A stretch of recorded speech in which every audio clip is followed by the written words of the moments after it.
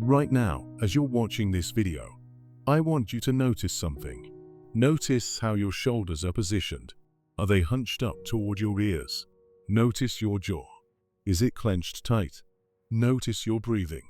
Is it shallow, trapped in your chest? Your body is telling you a story right now. And most people have no idea they're living in a prison of flesh that's been shaped by years of psychological warfare. I'm going to share something with you that changed everything for me. And it's going to sound controversial, but stay with me. Your body isn't just carrying the memory of every time you were silenced, every time you had to shrink, every time you swallowed your truth to survive. Your body has become a living, breathing monument to your trauma. And here's what the mainstream healing industry doesn't want you to know. Your body is also your greatest ally in breaking free from the narcissistic programming that's been running your life. In my last video, I shared my story with you, how I was the golden child who learned to disappear inside his own skin, how I became so disconnected from my body that I didn't even know I had one. But what I didn't tell you was the moment I realized my body was screaming at me, begging me to listen, and how learning its language became the key to my freedom. If this resonates with you, if you're ready to understand what your body has been trying to tell you all these years, hit that subscribe button right now. Like this video and tell me in the comments below what physical symptom has been your body's way of trying to get your attention, because I read every single comment and your story matters. Let me tell you about the night I thought I was going to die from anxiety. I was 29 years old, lying in bed, and my heart was racing so fast I thought it was going to explode out of my chest. I was drenched in sweat, my hands were shaking, and I couldn't breathe. This wasn't the first time. This had been happening for months, every single night, and I had no idea why. The doctors said it was panic attacks. They wanted to put me on medication, but something deep inside me knew this was different. This was my body trying to purge decades of suppressed rage, terror, and shame. Here's what I discovered that night that no therapist, no doctor, no healing guru had ever told me.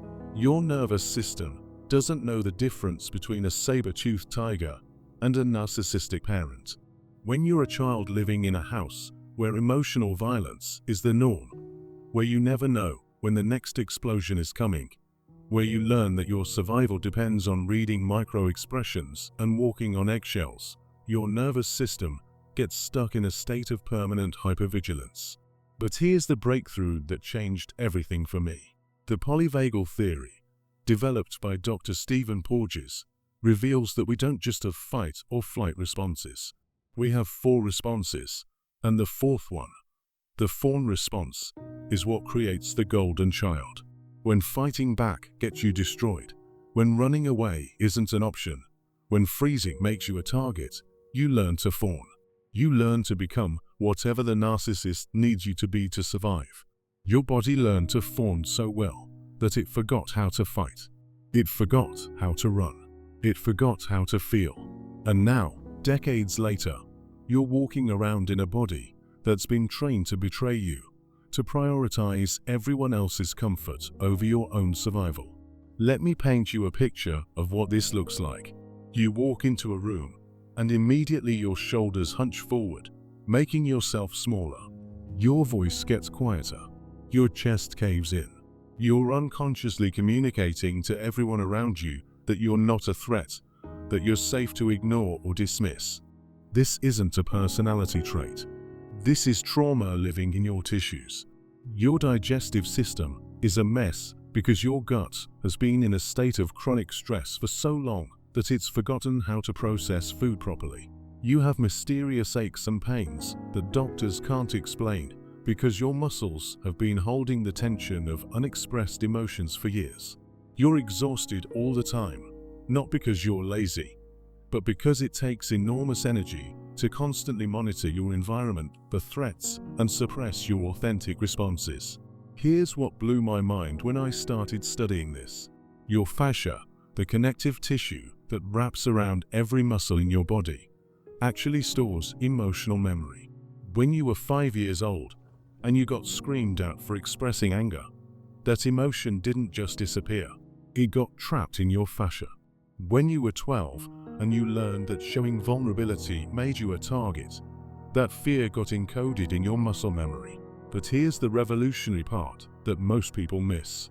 Your body isn't just storing trauma, it's also storing your power. Every emotion you were forced to suppress, every authentic response you had to swallow, every moment of rage or grief or wild joy that you had to hide, it's all still there, waiting to be reclaimed. I discovered this during my darkest period in 2022. I was doing what I called my nightly purging sessions. I would lie in bed and literally feel the trauma moving through my body like electricity. I could feel it in my chest, in my throat, in my stomach. And instead of running from it, instead of trying to think my way out of it, I learned to breathe into it. I learned to let my body shake. I learned to let myself make sounds. I learned to let the emotions move through me instead of getting stuck in me. This is where conventional therapy fails. Talk therapy tries to heal trauma from the neck up, but trauma lives from the neck down. You can understand your childhood intellectually for decades and still find yourself shrinking when someone raises their voice. You can have all the insights in the world and still feel that familiar paralysis when you need to set a boundary. The body keeps the score, but the body also keeps the cure. Your nervous system has an incredible capacity for healing, but it needs to be approached in its own language. It doesn't speak in words. It speaks in sensations, in movement, in breath, in sound. Let me share with you the 3 breakthrough techniques that changed everything for me. The first is what I call somatic scanning. Every morning, before I even get out of bed, I do a full body scan. I start at the top of my head and slowly move my attention down through every part of my body, noticing what's tight, what's numb, what's holding tension. This isn't meditation. This is intelligence gathering. Your body is constantly giving you information about your emotional state, but you've been trained to ignore it. The second technique is emotional release through movement.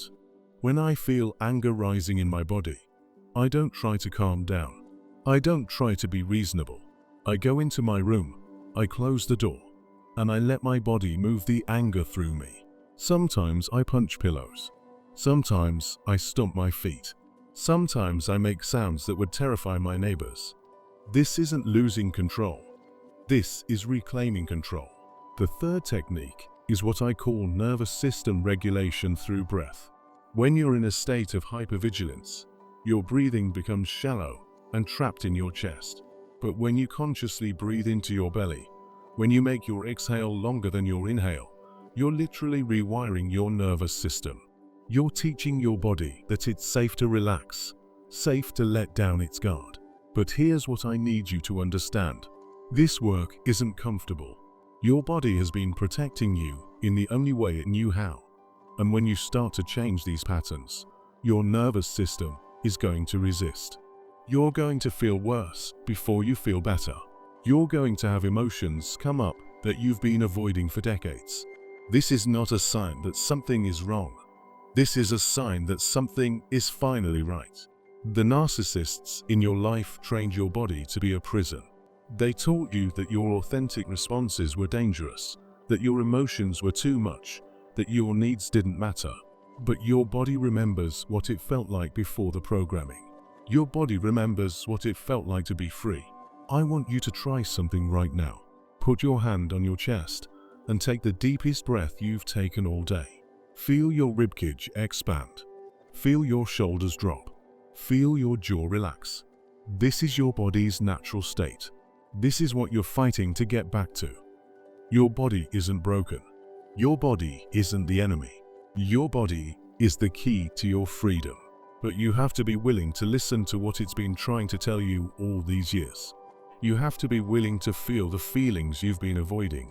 You have to be willing to let your body shake, to let it cry, to let it rage, to let it finally tell the truth about what you've been through. In my next video, I'm going to take you even deeper. We're going to explore the shadow work that will help you reclaim all the parts of yourself that you were forced to hide. We're going to talk about how to integrate the darkness that's been living in your body, how to transform your wounds into your greatest source of power. But for now, I want you to start paying attention to your body. I want you to notice how it responds to different people, different situations, different emotions.